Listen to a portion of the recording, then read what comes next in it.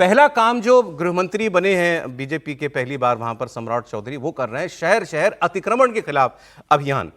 तो मैं भी सोच रहा था कि भाई पहला काम ये क्यों?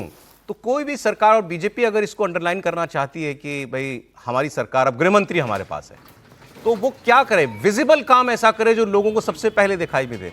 भाई लिस्ट आपने बना ली माफिया की, 1200-1300 माफिया जितने भी हैं, माफिया तो जब पकड़ा जाएगा तभी पकड़ा जाएगा ना।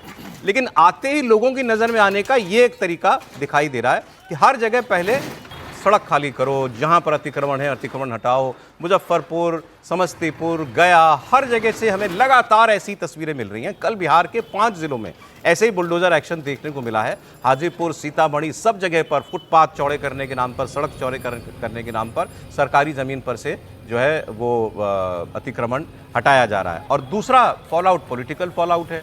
अब कांग्रेस और राजद खुलकर एक दूसरे को औकात बता रहे हैं। कल तो ये कहा गया कि यहाँ दिल्ली में जब मंथन बैठक हुई थी, उसमें ये कहा गया कि भी हार के कारणों में एक वोट चोरी है, चुनाव आयोग की मनमानी थी, और दूसरा हमारा गठबंधन में क्या प्रॉब्लम थी ये नहीं बताया था।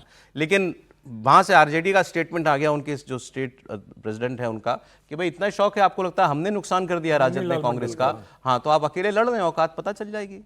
हाँ तो लड़ेंगे ना अकेले। अब बिहार में तो कल जो बैठक हुई आईएनडीआईए गठबंधन के सदन में नेता चुनने की, उसमें तो कांग्रेस पार्टी का कोई था नहीं, कोई एक एमएलसी पहुंच गए थे, लेकिन आधिकारिक रूप से कांग्रेस पार्टी के किसी नेता ने आईएनडीआईए गठबंधन के बिहार विधानसभा के 1 दिसंबर से आरंभ होने वाले सत्र में नेता चुनने के लिए आहूत बैठक में कांग्रेस का कोई प्रतिनिधि नहीं था, जिसमें तेजस्वी यादव को नेता चुना गया।